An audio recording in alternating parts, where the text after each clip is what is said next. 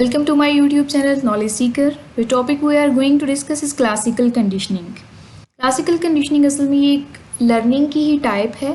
तो table of content को देखते हैं सबसे पहले कि आज हम लोग सबसे पहले क्लासिकल कंडीशनिंग की हिस्ट्री को देख रहे होंगे आज के लेक्चर में। उसके बेसिक लॉ को डिस्कस करेंगे, डेफिनेशन को, और कुछ एक्सपेरिमेंटल डिमॉन्स्ट्रेशन है हमारे पास, हम उनको देख रहे होंगे आज। सबसे पहले देखते हैं हिस्ट्री। तो वाटसन लिटिल एल्बर्ट ने 1904 में सबसे पहले क्लासिकल कंडीशनिंग पर एक्सपेरिमेंट्स किए। उसके बाद पावलोव के जो डॉग्स पर एक्सपेरिमेंट हैं वो भी हिस्ट्री में बहुत फेमस हैं, उनको भी आज हम डिस्कस करेंगे। तो बेसिक लॉ की बात करें, क्लासिकल कंडीशनिंग में बेसिक लॉ है वो लॉ ऑफ एसोसिएशन है। हमने जो है वो अपनी डेली लाइफ में एक चीज़ को किसी दूसरी चीज़ के साथ एसोसिएट करके जो है वो अपनी मेमोरी में मेमोराइज़ किया होता है। तो लॉ ऑफ एसोसिएशन की मैं आपको यहाँ पे एक एग्जांपल देती हूँ कि हम लोग जो आइसक्रीम साइकिल जो है वो उसकी अभी हम रिंग सुनते हैं और हमें क्रेविंग स्टार्ट हो जाती है। तो क्या है कि आइसक्रीम का जो टेस्ट है वो हमारे माइंड में है, ऑलरेडी मौजूद है, हम टेस्ट ऑलरेडी हमारे माइंड में है और हमने उसको एसोसिएट किसके साथ किया है, रिंग के साथ। आइसक्रीम साइकिल से जो रिंग आ रही है उसके साथ एसोसिएट किया है। जैसे ही हम लोग वो रिंग सुनते हैं तो हम जो है हमारे अंदर क्रेविंग का प्रोसेस जो है वो स्टार्ट हो जाता है। तो यहाँ पर वो जो टेस्ट है आइसक्रीम का जो हमने अपने माइंड में एक सेट किया हुआ है वो एक नेचुरल स्टिमुलस है जो रिस्पॉन्स ट्रिगर करवा रहा है, और जो आइसक्रीम साइकिल से रिंग की आवाज़ आ रही है वो एक इन्वायरमेंटल स्टिमुलाई है।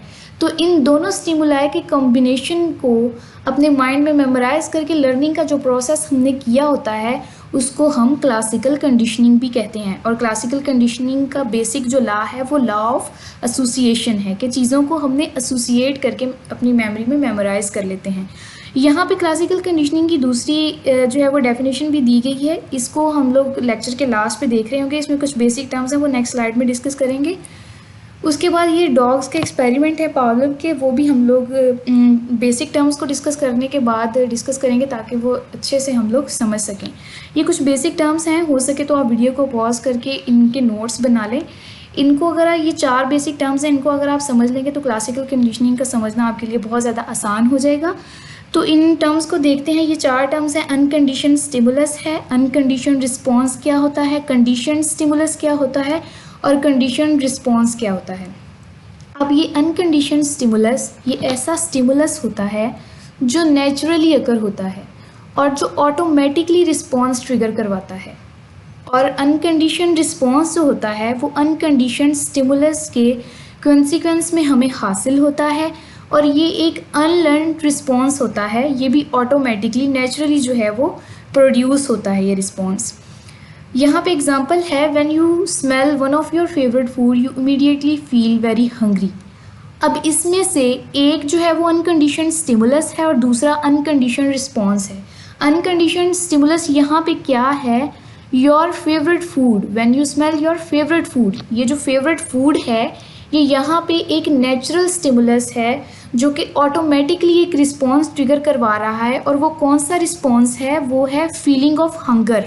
फीलिंग ऑफ हंगर यहाँ पे एक ऑटोमेटिक नेचुरल रिस्पॉन्स है और इसको हम लोग क्या कहते हैं, अनकंडीशन रिस्पॉन्स।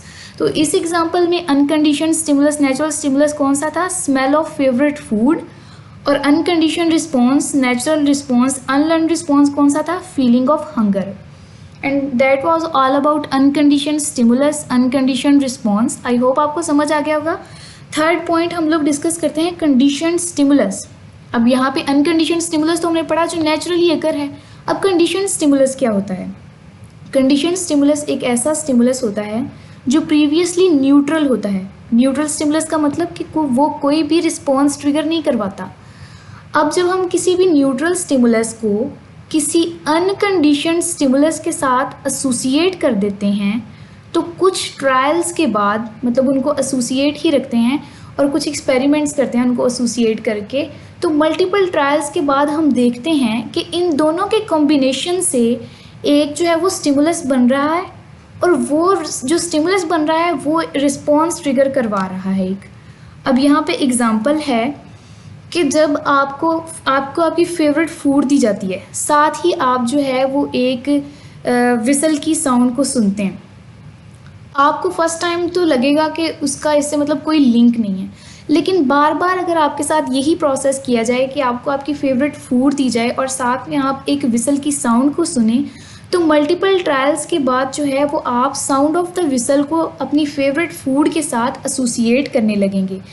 यहाँ पे साउंड ऑफ द विसल पहले एक न्यूट्रल स्टिमुलस था, लेकिन कुछ मल्टीपल ट्रायल्स के बाद आपने साउंड ऑफ द विसल को फेवरेट फूड के साथ जो है वो एसोसिएट करना स्टार्ट कर दिया। मतलब न्यूट्रल स्टिमुलस को अनकंडीशनड स्टिमुलस के साथ एसोसिएट करना शुरू कर दिया। तो क्या हुआ, कॉन्सिक्वेंस में क्या हुआ कि आप जो है वो कुछ ट्रायल्स के बाद अभी आपके सामने आपकी फेवरेट फूड भी नहीं आई, अभी सिर्फ साउंड ऑफ द विसल आपने सुनी है और एक कंडीशनड रिस्पॉन्स पैदा हो गया है, एक लर्नड रिस्पॉन्स पैदा हो गया है। आप जो है वो हंगर फील करने लगे हैं। अभी फूड आपके सामने नहीं आई, अभी आपने अपनी फेवरेट फूड को स्मेल भी नहीं किया, सिर्फ आपने वो विसल की साउंड को सुना है और आपके अंदर जो है एक learn response feeling of hunger आने लगा है। अब यहाँ पे फीलिंग ऑफ हंगर जो है वो एक लर्न रिस्पॉन्स है। आपने मल्टीपल ट्रायल्स में देखा कि साउंड ऑफ द विसल, उसके बाद मुझे मेरी फेवरेट फूड मिलेगी, तो क्या होगा, अभी आप साउंड ऑफ द विसल ही सुनेंगे और एक लर्न रिस्पॉन्स के ज़रिए जो है वो आप फीलिंग ऑफ द हंगर आपके अंदर आने लगेगी। तो उस रिस्पॉन्स को क्या कहते हैं, कंडीशनड रिस्पॉन्स। ये देखिए पिछली स्लाइड में हमने कंडीशन स्टिमुलस क्या था जो इन दोनों को एसोसिएट करके हमारे पास आया, और वो यहाँ पे साउंड ऑफ द विसल जो है वो कंडीशन स्टिमुलस है और यहाँ पे फीलिंग हंगर जो है वो कंडीशन रिस्पॉन्स है, मतलब लर्न रिस्पॉन्स। अनकंडीशन कौन सी चीज़ें थी, जो नेचुरली अकर थी, जो अनलर्न थी, जो ऑटोमेटिकली हो रही थी, और कंडीशन कौन सी हैं, जो हमने लर्न की हैं एक्सपेरिमेंट्स में। अब हम लोग इस एक्सपेरिमेंट को डिस्कस करते हैं। बिफोर लर्निंग प्रोसेस देखें, डॉग को जो है वो फूड दी जा रही है। ये एक फूड जो है यहाँ पे अनकंडीशन स्टिमुलस है, नेचुरल स्टिमुलस है, और वो नेचुरली एक रिस्पॉन्स ट्रिगर करवा रहा है स्लाइवेशन का। अब यहाँ पे देखें ये बेल की साउंड सुनेगा, उसे पता है कि इसका तो कोई लिंक ही नहीं है, ये एक न्यूट्रल स्टिमुलस है इस वक्त और कोई रिस्पॉन्स ट्रिगर नहीं करवा रहा। अब जब लर्निंग का प्रोसेस हम एक्सपेरिमेंट्स में स्टार्ट करते हैं, एक्सपेरिमेंट के फर्स्ट स्टेप में जब हम लोग इसको एसोसिएट करते हैं इन दोनों को, तो पहले तो कोई रिस्पॉन्स नहीं होता, लेकिन मल्टीपल स्टेप्स के बाद हम लोग नोट करते हैं कि जैसे ही बेल बजती है तो स्लाइवेशन का प्रोसेस जो है वो स्टार्ट हो जाता है। अब ये बेल जो है वो इसको एसोसिएट हमने इसके साथ करवा कर एक नया स्टिमुलस, बेल को एक नया स्टिमुलस बना दिया, कंडीशन स्टिमुलस, जो कि वो लर्न कर चुका है कि बेल के बाद जो है वो मुझे फूड मिलेगी। तो ये कंडीशन स्टिमुलस हो गया और ये इसका लर्न, यहाँ पे स्लाइवेशन जो है ये इसका लर्न रिस्पॉन्स है, ये इसका कंडीशन रिस्पॉन्स है। अब डेफिनेशन को देख लेते हैं।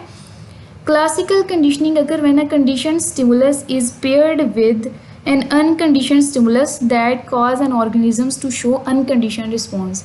एक कंडीशन स्टिमुलस जो था उसको हमने अनकंडीशन के साथ एसोसिएट किया और उसने एट द एंड क्या किया, वो अनकंडीशन रिस्पॉन्स दे रहा था, नेचुरल रिस्पॉन्स। जैसा कि अनकंडीशन स्टिमुलस की कॉन्सिक्वेंस में हमें एक नेचुरल रिस्पॉन्स मिल रहा था, अब क्या होगा कि कंडीशन स्टिमुलस के कॉन्सिक्वेंस में भी हमें वही चीज़ मिलना स्टार्ट हो जाएगी वो। लेकिन यहाँ पे फ़र्क क्या है, वो रिस्पॉन्स जो है वो इसका लर्न रिस्पॉन्स है।